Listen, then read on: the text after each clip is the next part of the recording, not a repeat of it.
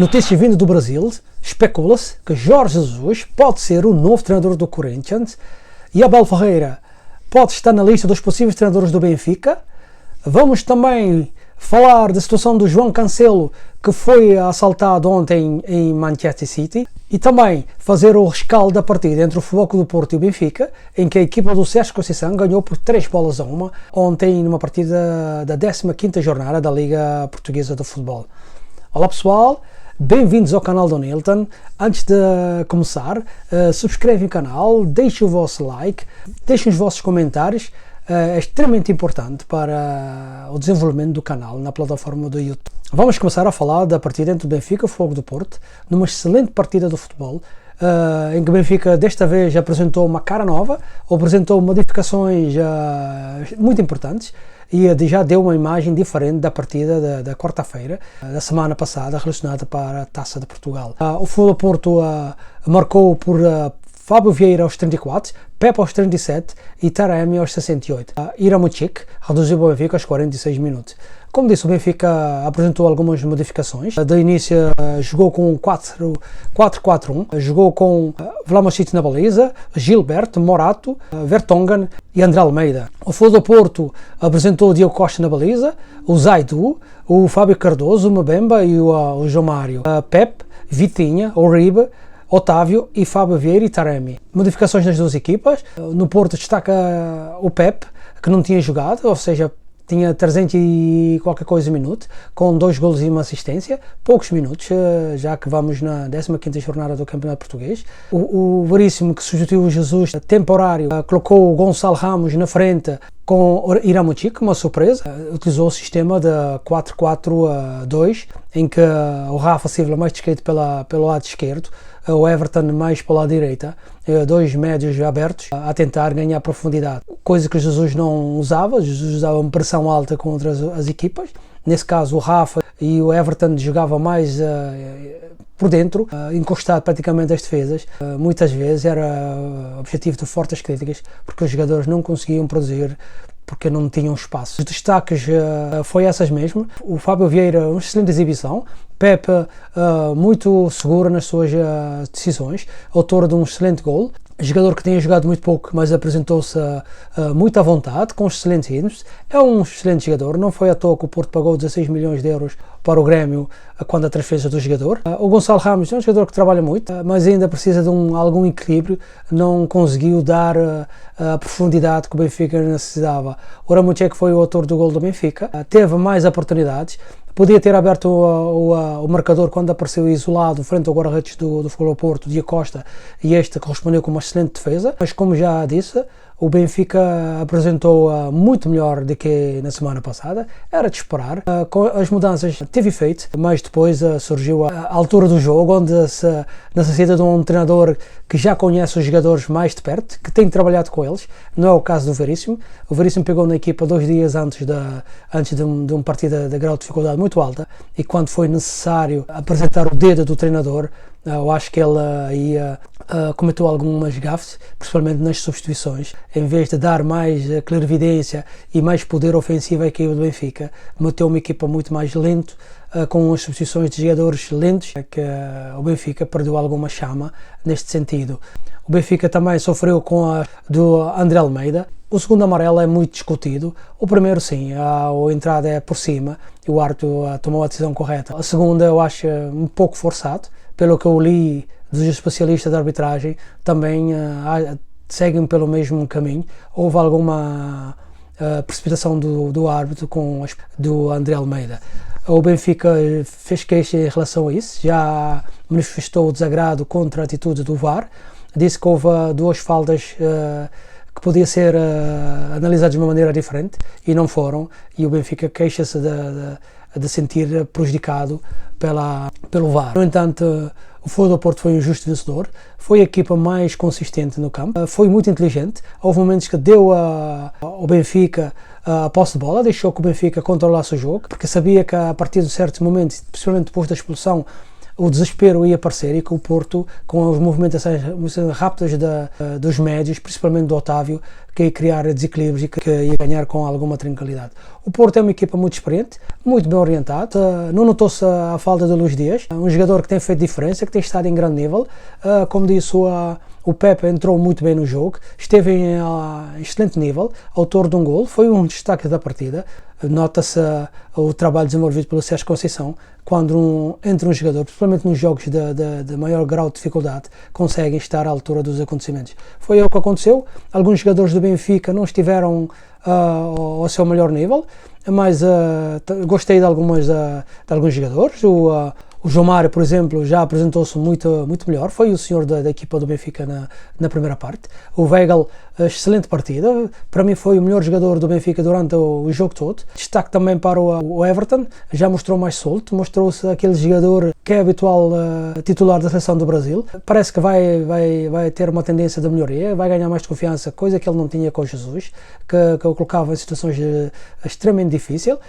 O Gilberto fez uma segunda parte uma boa dinâmica, mas muito infantil no gol do Pep, em que ele para em vez de atacar a bola, e o Pep antecipa e faz o segundo gol do Porto.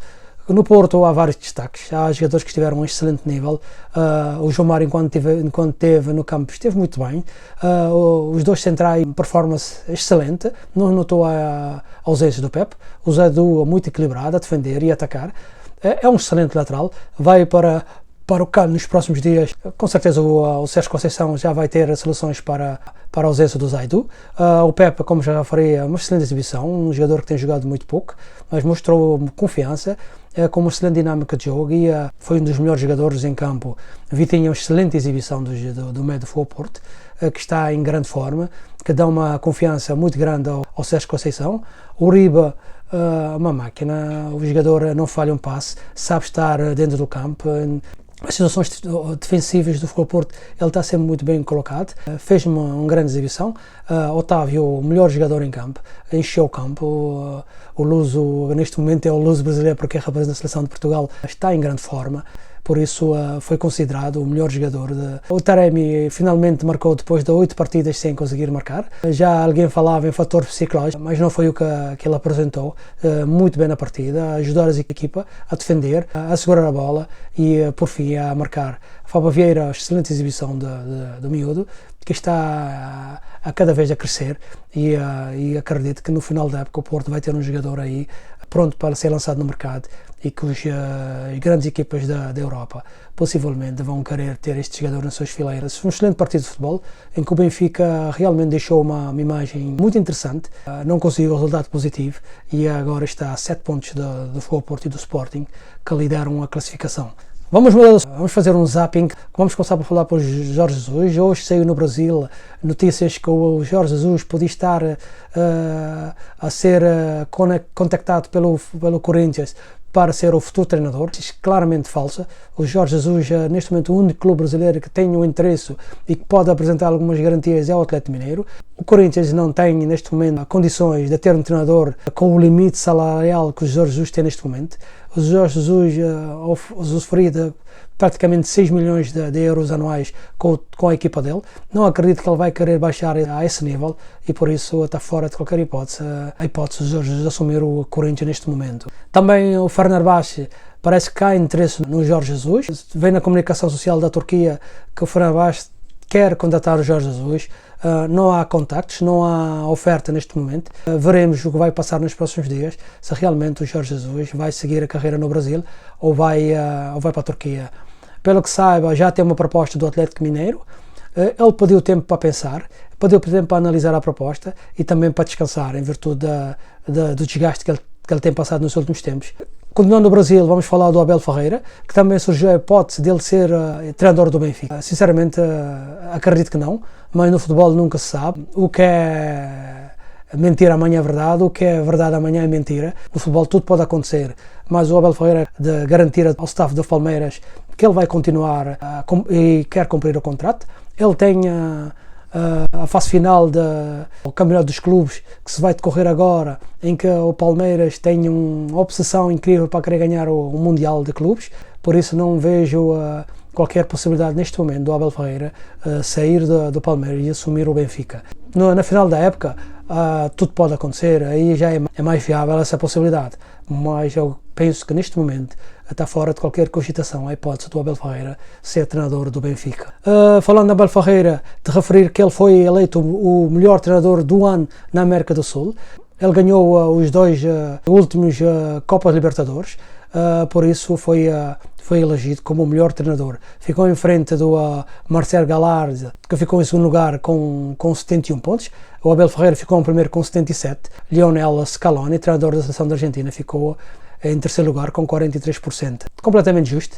O Abel Ferreira tem feito um excelente trabalho, 2 Copas Libertadores, uma Taça do Brasil. É o único treinador do Palmeiras a conseguir tal efeito, por isso é com total naturalidade que Abel Ferreira foi considerado o melhor treinador do ano da América do Sul. Vamos fazer uma viagem para a Europa, falar sobre a situação do João Cancelo, que sofreu um assalto terrível ontem à noite na cidade de Manchester. 4 indivíduos invadiram a casa do jogador, assaltaram, foi agredido, roubaram todas as joias que ele tinha em casa, joias de família. Graças a Deus a situação está controlada, não há danos maiores para a família, exceto de algumas agressões que o João Cancelo sofreu, mas em termos físicos não há nada que impossibilite o João Cancelo de continuar a jogar futebol e ter as performances que ele tem tido até então. Mas uma situação extremamente agradável, em que a polícia já foi acionada e que espera-se que os 4 indivíduos sejam caçados nas próximas horas e que tenham o castigo que merecem. A família do João Cancelo que recupera o mais rápido possível desta trauma e que situações dessas não voltam a acontecer. Hoje é dia 31, é o último vídeo do ano. Aproveito esta oportunidade para vos desejar as melhores felicidades, saúde, dinheiro, paz e que conseguem tudo que vocês desejam no próximo ano 2022. O canal do Nilton despede este ano com um forte agradecimento. O vosso suporte tem sido extraordinário.